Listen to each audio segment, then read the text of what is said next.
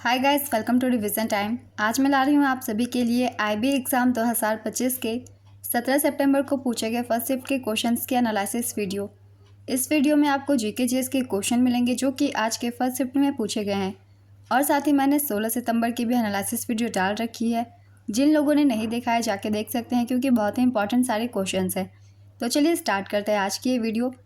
मगर वीडियो को स्टार्ट करने से पहले अगर आप चैनल पर पहली बार आए हैं तो चैनल को ज़रूर सब्सक्राइब कर लीजिए और साथ ही इस वीडियो को लाइक भी ज़रूर कर दीजिएगा।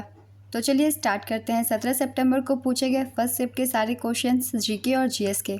क्वेश्चन नंबर 1, 2025 में शारदा सिन्हा को कौन से पद्म पुरस्कार से सम्मानित किया गया? इसका आंसर है पद्म विभूषण से। 2025 के 7 पद्म विभूषण विजेताओं के नाम हैं श्री दुर्वुर नागेश्वर रेड्डी। इन्हें चिकित्सा के क्षेत्र में इनके योगदान के लिए ये पुरस्कार दिया गया है और ये तेलंगाना राज्य से हैं।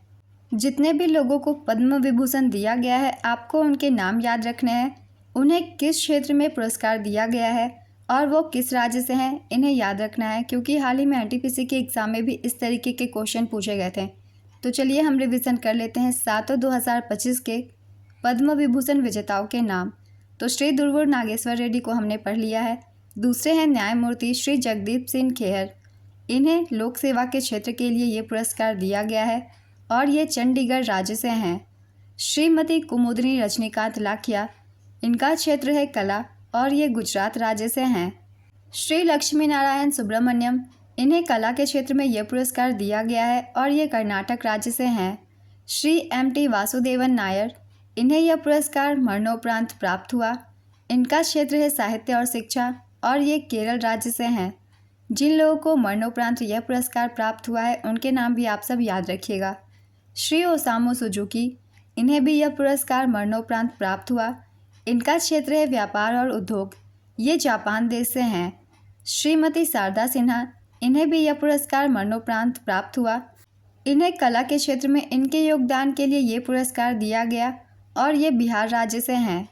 नेक्स्ट क्वेश्चन, सुलह ए कुल की अवधारणा का प्रस्ताव किसने किया था? इसका आंसर है सम्राट अकबर ने। सुलह ए कुल की अवधारणा का प्रस्ताव सम्राट अकबर ने दिया था। यह सार्वभौमिक शांति या सभी के साथ शांति की नीति थी, जिसका उद्देश्य विभिन्न धर्मों और समुदायों के लोगों के बीच सद्भाव और सहिष्णुता को बढ़ावा देना था। अबुल फजल जैसे विद्वानों ने इस नीति को विकसित किया और इसे अकबर ने अपने शासनकाल में लागू किया। नेक्स्ट क्वेश्चन, 20 सूत्री कार्यक्रम की शुरुआत किस पंचवर्षीय योजना के दौरान की गई थी? इसका आंसर है 5वीं पंचवर्षीय योजना के दौरान। 20 सूत्री कार्यक्रम की शुरुआत 1975 में भारत की 5वीं पंचवर्षीय योजना के दौरान की गई थी, जिसे तत्कालीन प्रधानमंत्री इंदिरा गांधी ने गरीबी उन्मूलन और वंचित वर्गों के जीवन स्तर में सुधार लाने के उद्देश्य से शुरू किया था।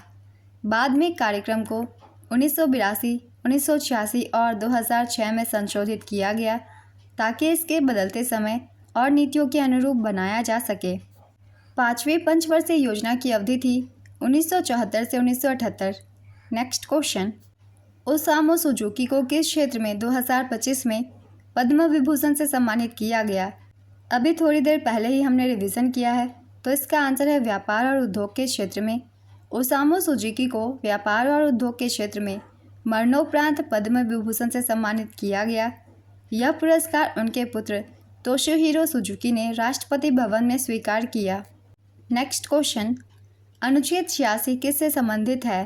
इसका आंसर है भारतीय संविधान का अनुच्छेद 86 राष्ट्रपति को संसद के किसी भी सदन या दोनों सदनों के संयुक्त अधिवेशन को संबोधित करने या संदेश भेजने का अधिकार देता है। यह राष्ट्रपति को कार्यपालिका और विधायिका के बीच संचार और सहयोग को मजबूत करने में भी मदद करता है।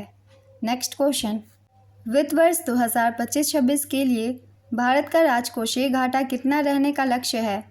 इसका आंसर है 4.4%। वित्त वर्ष 2025-26 के लिए भारत का राजकोषीय घाटा सकल घरेलू उत्पाद का 4.4% रहने का लक्ष्य है। यह वित्त वर्ष 2024-25 के संशोधित अनुमानों में 4.8% से कम है। नेक्स्ट क्वेश्चन, 2025 विश्व पैरा एथलेटिक्स चैंपियनशिप का आयोजन कहाँ होगा? इसका आंसर है नई दिल्ली में। 2025 विश्व पैरा एथलेटिक्स चैंपियनशिप का आयोजन नई दिल्ली, भारत में जवाहरलाल नेहरू स्टेडियम में होगा, जो 27 सितंबर से 5 अक्टूबर 2025 तक चलेगा। यह पहली बार है जब भारत इस चैंपियनशिप की मेज़बानी कर रहा है। नेक्स्ट क्वेश्चन, उत्तरी मैदानों में कौन सी मिट्टी पाई जाती है? इसका आंसर है जलोढ़ मिट्टी। उत्तरी मैदानों में मुख्य रूप से जलोढ़ मिट्टी पाई जाती है, जो सिंधु, गंगा और ब्रह्मपुत्र जैसी हिमालयी नदियों द्वारा लाई गई गाद के जमाव से बनी है। इस जलोढ़ मिट्टी के दो मुख्य प्रकार हैं, खादर, जिसे नई जलोढ़ मिट्टी, और दूसरा भांगर, इसे पुरानी जलोढ़ मिट्टी भी कहा जाता है। नेक्स्ट क्वेश्चन, हल्दी घाटी का युद्ध किन के बीच हुआ था? इसका आंसर है राणा प्रताप और अकबर की सेना के बीच हुआ था। हल्दी घाटी का युद्ध 18 जून 1576 को मेवाड़ के महाराणा प्रताप और मुगल सम्राट अकबर की सेनाओं के बीच लड़ा गया एक युद्ध था। अकबर की सेना का नेतृत्व आमेर के राजा मानसिंह कर रहे थे। नेक्स्ट क्वेश्चन, राष्ट्रीय पिछड़ा वर्ग आयोग को संवैधानिक दर्जा किस संशोधन द्वारा दिया गया? इसका आंसर है 102वें संविधान संशोधन के द्वारा। राष्ट्रीय पिछड़ा वर्ग आयोग को 102वें संविधान संशोधन अधिनियम 2018 के माध्यम से 11 अगस्त 2018 को संवैधानिक दर्जा दिया गया था। इस संशोधन अधिनियम ने संविधान में अनुच्छेद 338 जोड़ा, जिसने एनसीबीसी को सामाजिक और शैक्षणिक रूप से पिछड़े वर्गों के लिए एक संवैधानिक निकाय के रूप में स्थापित किया है। नेक्स्ट क्वेश्चन, टीचर ऐप किससे संबंधित है? इसका आंसर है यह एक डिजिटल प्लेटफॉर्म है जिसे शिक्षकों की व्यावसायिक विकास और शिक्षा की गुणवत्ता में सुधार के लिए डिज़ाइन किया गया है। यह प्लेटफॉर्म भारतीय एयरटेल फाउंडेशन द्वारा विकसित किया गया है। इस ऐप को केंद्रीय शिक्षा मंत्री श्री धर्मेंद्र प्रधान ने नई दिल्ली में लॉन्च किया था। नेक्स्ट क्वेश्चन, थार मरुस्थल का विश्व में कौन सा स्थान है? इसका आंसर है 17वां। यह भारत और पाकिस्तान में 2 लाख वर्ग किलोमीटर पर विस्तारित है। यह विश्व का 17वां सबसे बड़ा मरुस्थल है और 9वां सबसे बड़ा गर्म उपोष्णकटिबंधीय मरुस्थल है। थार का 85% भाग भारत और 15% भाग पाकिस्तान में स्थित है। नेक्स्ट क्वेश्चन, रैट होल खनन किस राज्य में होता है? इसका आंसर है मेघालय में।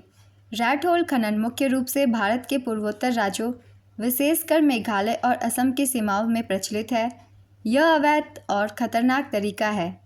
नेक्स्ट क्वेश्चन, मौलिक अधिकारों की सुरक्षा के लिए मुख्य रूप से कौन सा अनुच्छेद जिम्मेदार है? इसका आंसर है अनुच्छेद 32। हाइसिंथ क्या होता है? इसका आंसर है जलकुंभी या हाइसिंथ एक फूल वाला पौधा है जिसके 2 मुख्य प्रकार है। एक वह है जो वसंत में उगने वाला खुशबूदार बल्बनुमा पौधा है, जिसे आमतौर पर बगीचे के हाइसिंथ के रूप में जाना जाता है, और दूसरा जलकुंभी, जो एक तैरता हुआ आक्रामक जलीय पौधा होता है। नेक्स्ट क्वेश्चन, बुलंद दरवाज़ा कहाँ स्थित है? इसका आंसर है फतेहपुर सिकरी में। बुलंद दरवाज़ा भारत के उत्तर प्रदेश राज्य में फतेहपुर सिकरी शहर में स्थित है। यह मुगल बादशाह अकबर ने गुजरात विजय के उपलक्ष्य में 1573 में बनवाया था। ये पॉइंट भी काफ़ी इंपॉर्टेंट है, तो इसे भी आप सब याद रखिएगा। नेक्स्ट क्वेश्चन, 1991 की एलपीजी नीति क्यों लाई गई थी? इसका आंसर है भारत की 1991 की एलपीजी उदारीकरण, निजीकरण और वैश्वीकरण की नीति का मुख्य उद्देश्य देश को गंभीर आर्थिक संकट से उबारना, विदेशी मुद्रा भंडार को बढ़ाना और भारतीय अर्थव्यवस्था के विकास को गति देना था। नेक्स्ट क्वेश्चन, द्रविड़ शैली में पिरामिड के आकार के क्या होते हैं? इसका आंसर है विमान। द्रविड़ शैली के विमान सीढ़ीदार पिरामिड के आकार के होते हैं, जो ज्यामितीय रूप से ऊपर की ओर उठते हैं, जिसमें कई मंजिलें होती है जो आकार में घटती जाती है, और शीर्ष पर एक स्तूपिका या फिर गुंबद जैसा कलश होता है। तो आज की फर्स्ट शिफ्ट की एनालिसिस वीडियो कंप्लीट होती है। बहुत ही इंपॉर्टेंट क्वेश्चंस थे जीके जीएस के, और जितने भी मैंने एक्स्ट्रा फैक्ट्स आप सभी को बताए हैं उन्हें आप सब ध्यान से पढ़िएगा, क्योंकि उससे भी एग्ज़ाम में क्वेश्चन बनते हैं। इसमें से काफ़ी क्वेश्चन पहले भी एग्ज़ाम में पूछे जा चुके हैं, तो जितने भी एग्ज़ाम होते जाते हैं आप उन सभी की भी एनालिसिस वीडियो सुना कीजिए, आपको भी आने वाले एग्ज़ाम में काफ़ी हेल्प मिलेंगे। और अगर आप सभी को ये वीडियो हेल्पफुल लग रही हो तो इसे लाइक ज़रूर कर दीजिएगा। इस तरीके की कम टाइम की एनालिसिस वीडियो के लिए चैनल को ज़रूर सब्सक्राइब कर लीजिए और साथ ही इस वीडियो को लाइक भी ज़रूर कर दीजिएगा। तो चलिए फिर मिलते हैं अगली वीडियो के साथ। आप सभी को आने वाले एग्ज़ाम्स के लिए ऑल द बेस्ट।